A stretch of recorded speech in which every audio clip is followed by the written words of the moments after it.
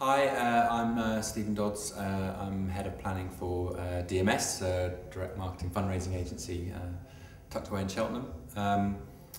I've been talking about the business of innovation today, how fundraisers can use the insight, the things they know about their donors to find new ways of raising money for their charities, and the need to do that, how important it is in today's environment to innovate.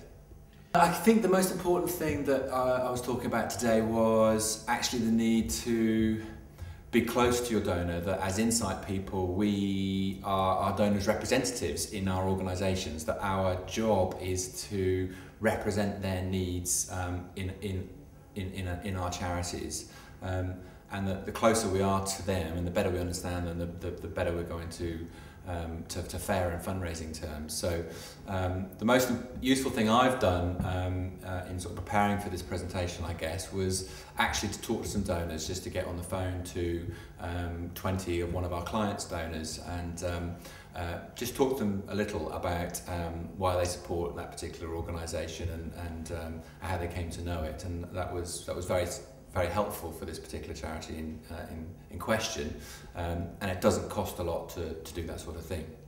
You're asking whether the recession, the impending recession this year, next year, is going to have an impact on charitable income.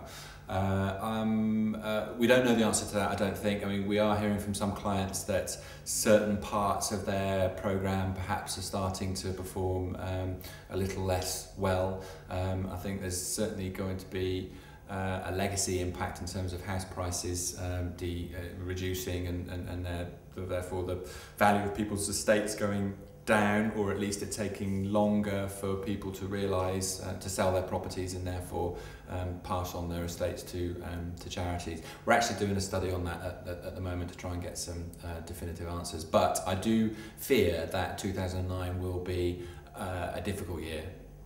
12. Hello, I'm Bob Francis. I'm the data planner at Cancer Research UK, and I'm here to catch up on the gossip from all the people across the industry and to have lots of biscuits and cups of tea. But it's been really fascinating. We've had some great sessions. I've learned wonderful things about how not to present. I went to a presentation around how to present, and I realised everything I've been doing has been wrong for the last few years, so that's really useful. Hopefully I'll have more impact in the board meetings in the future going forwards.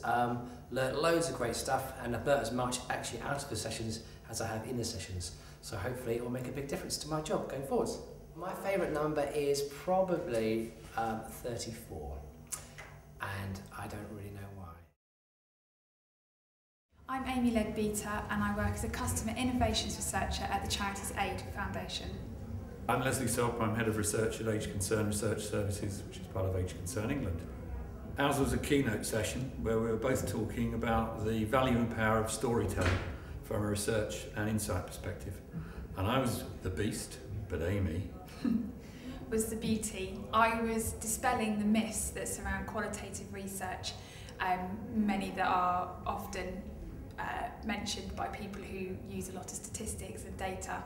And I used a case study from CAF around how we use qualitative research on top of our segmentation models to show the value that qualitative research can bring. Qualitative research doesn't take the time, the cost that many think it does. If it's done correctly and for the right project, it's very valuable and is a good cost-effective mechanism. And also that words are just as much, just valuable evidence as numbers are. A lot of this conference is about showing people the numbers. We're about showing people to people. So bringing the human element into considerations of customers, the customer journey, customer value and a customer perspective. My favourite number is 22. Mine's 23. Interesting.